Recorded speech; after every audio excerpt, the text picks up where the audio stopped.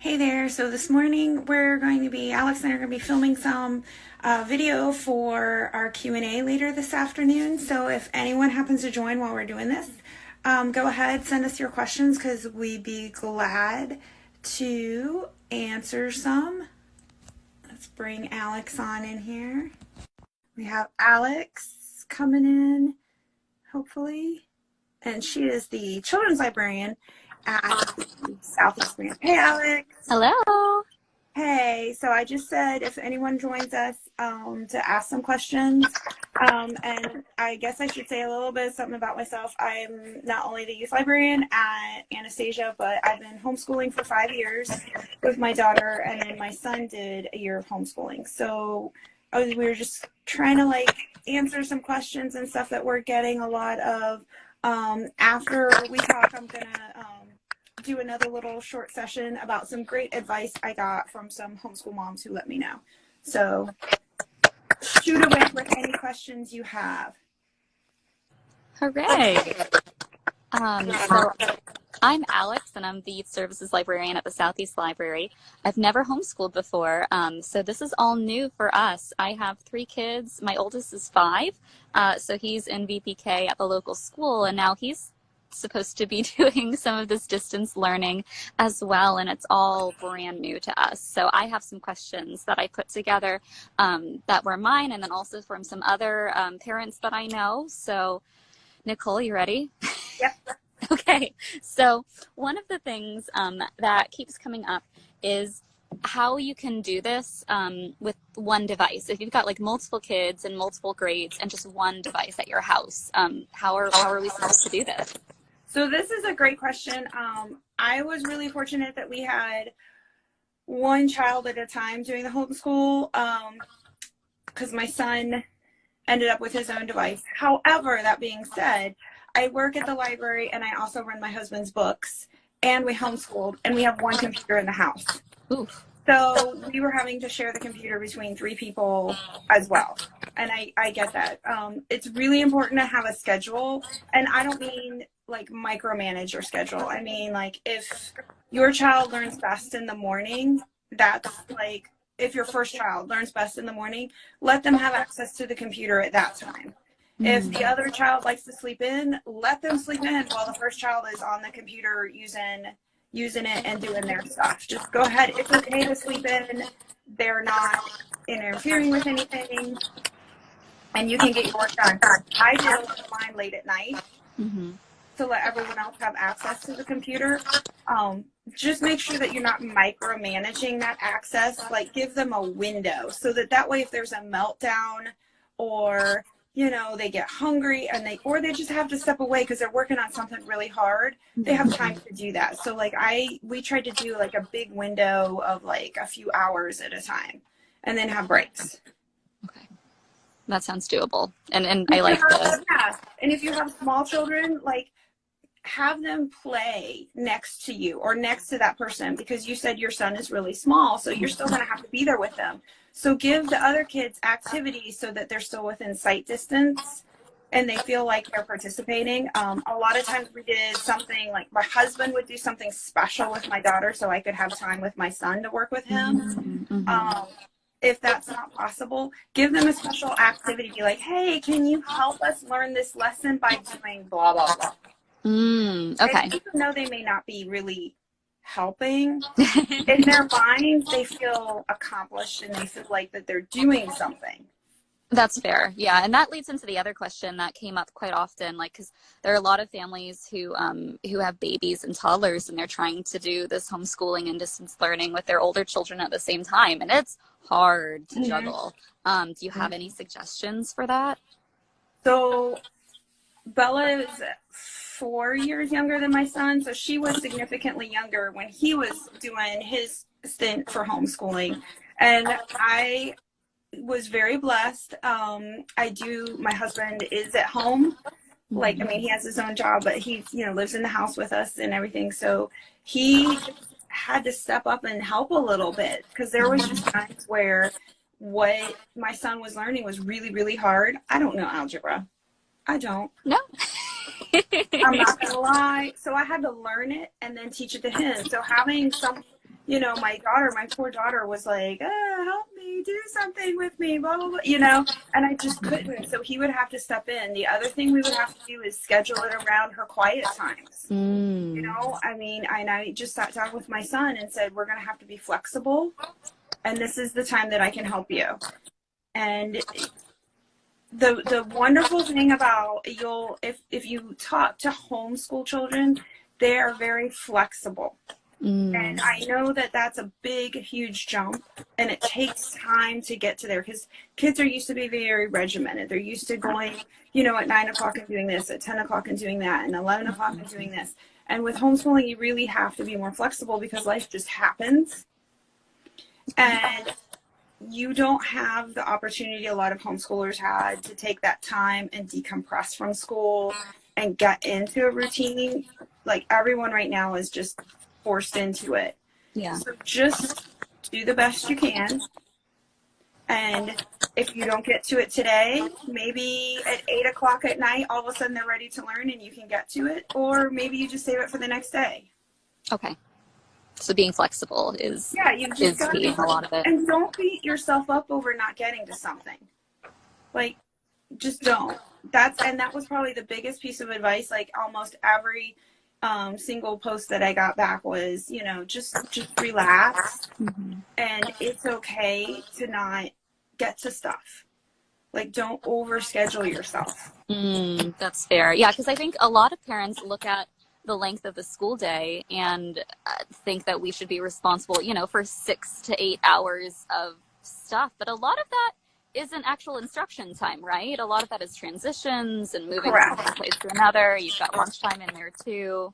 You have lunchtime. Most children, elementary age children, are only going to spend, depending on their age, between 2 and 5 hours actually learning. Okay. So you're really talking a small portion of the day. You're really not talking this huge portion. A lot of the school day is, like you said, transitioning. It's getting from point A to point B. It's, John Smith acts out in class, and now the teacher has to come back from that. All the kids are over here. When you're sitting down and your child is sitting down, like, you'll be amazed at how much you can get done in an hour or two, and then they go play. Don't forget about playtime. Like, playtime can be their learning time. So if they got the wiggles, do something and they're learning fractions, bake, go make something, measure things. Oh, nice. You think outside the box. So don't think you have to be learning only worksheets whole time. Yeah. Gotcha. Okay, that's helpful. Something that you said before, because if you don't know algebra, how are we supposed to teach our kids things that we don't know, especially when we've got the older kids who are in middle school and high school? How can we help them? So that was a challenge for me because my kids both started in middle school. And as they moved up in math, I was like, I don't know this. The best thing I can tell you is be honest with your kids. I don't know this. So let's learn it together. And sometimes I would learn the lesson. I would go and I'd learn the lesson and then I would teach it to my son. But I would literally open up his textbook. I'd open up Khan's Academy, saved my life for algebra. And I would learn it, or we would just literally sit there and learn it together. It's okay. And there's been so many, civics. Civics. Oh my gosh, that was a nightmare. My kids must have asked every librarian in the library. They would come in, both of them did civics, and they would ask everyone all kinds of questions. And I think we got more reference questions when they were both taking civics than anything else. There's a lot of stuff you're just going to have to look up. And it's okay that you don't know it.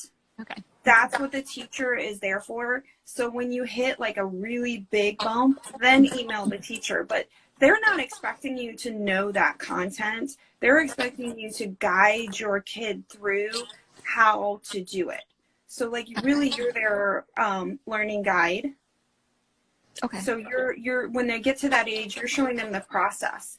One of the things I found with both of my children was they were never taught to take notes. Oof. They never knew how to take notes. They didn't know how to in my mind what I considered properly study for tests. They didn't know study techniques.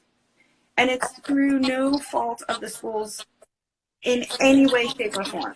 They don't have time to teach those things. So you may actually find yourself doing less of the actual like teaching of a lesson and more like, here's how you can schedule yourself. Here's how you take notes. Here's what's important in your organization. So don't get so caught up in the lesson that you miss why they're struggling. Okay. Okay. Does Look at the bigger that make picture. sense? Yeah. Yeah, that helps a lot. Definitely. While we're on that topic, I wanted to plug our database Brainfuse for a second, since they've got We've used live it a tutors. lot. Yes. Yes. So on our library website, you can use your library card. And if you don't have a library card, you can sign up for an e-card right now. It's good for 60 days. And under e-library is a database called Brainfuse Help Now. And it's got a ton of different resources in there. But the big one is the live tutoring that's available from 2 p.m. to 11 p.m., right? Yeah.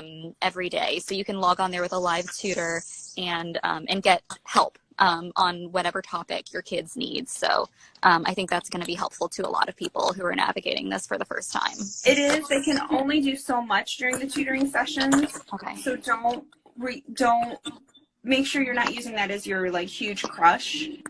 You know what I'm saying? Like make sure that that's just one of your resources in your bag. Okay. So. Gotcha. Let me see. There was another. Oh, the balancing.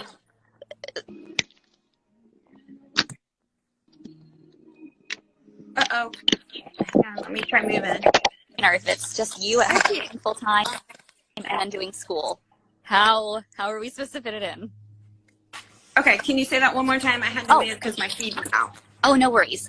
So for a lot of the parents who are working from home full time right now, even like two parents working from home and trying to balance virtual schooling at the same time, how are they supposed to fit it in?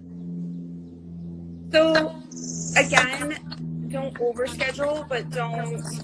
I think too many people right now, what I'm seeing online is I see these schedules and they're insane. It's Like the Pinterest schedules are super, super detailed down to the minute. So, relax. It's going to happen. Do big blocks of time.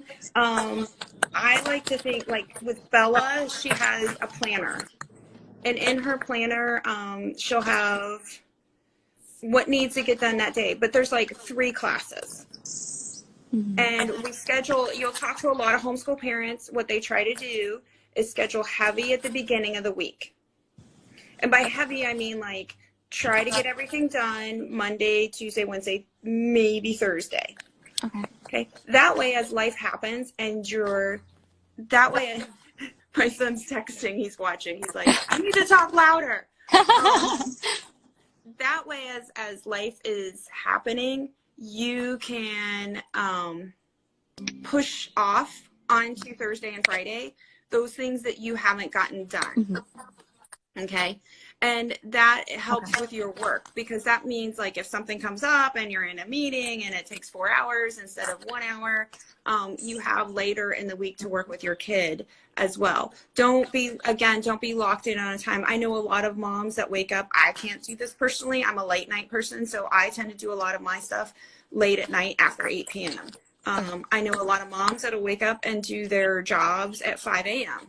Mm-hmm. I have some other friends, and they will actually do a midday break of about 3 to 4 hours, and that's when they're working, and you'll see their kids out like running and frolicking about. The important thing though is that you make sure your children are taking a break, and they need a physical break. They need to get away from that device, and they need to go play, or they need to go do a craft, or they need the downtime. You use that time for you to do your work, okay? But if they don't get that time away from the device, you're going to have a meltdown, and then no one's going to be productive the rest of the day. Yeah, we were experiencing that the other day. Yeah. And that's super helpful. I think, scheduling a break in the middle of the day. And I've been getting up extra early to kind of get in a couple of hours of work myself. Yeah. So I'm noticing that's helping. So thank you. I think that was most of what the last question, was how, for kids who aren't traditionally used to learning this way and doing school this way, how can we make it a little more fun and engaging, or convince them to cooperate if they're not feeling it? So many homeschoolers, like I said before, have the option of, they call it deschooling, and they take time to kind of deprogram their kids. And then the parents slowly learn how their kids are learning. You don't have that opportunity right now. So what you're going to really have to do is find out what kinds of things engage your child. Like, what do they enjoy doing? Do they enjoy being in the kitchen? Well, if so, then turn your kitchen time into learning time. Do they like to go for a walk? Okay, well then let's all go for a walk together and talk about our history lesson. Do they, I mean, schools have to teach the way they teach. Your child learns the way they learn. And now you have the opportunity to help them learn that way. So find that way, and they will actually become excited about it, and they'll want to do it. Okay. Does that make sense? Oh, yeah. Yeah.